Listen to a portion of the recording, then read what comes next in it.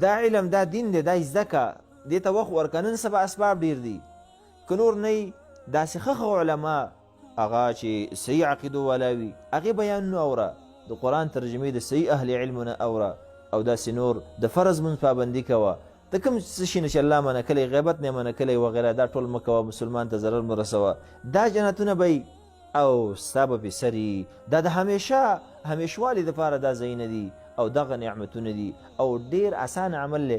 همدغه ایمان عزتمند څه ښکرین لري.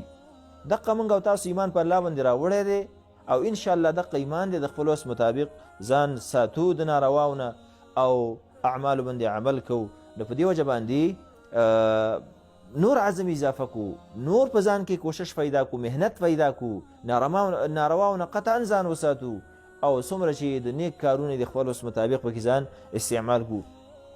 الله جل جلاله دی دغه اعلان چې منګ او تاسو ټول مؤمنانو ته کړی دی اول ماته او بیا تاسو توفیق درکړي چې په دې باندې عمل وکړو او دغه مغفرت او دغه د جهنم نه بچ کېدل او دغه بنګلې او دغه جنت عدن چې ښکلی جنت دی دغه کې زموږ د ټولو نصیب وکړي. هذا وبالله تعالی التوفیق والله اعلم.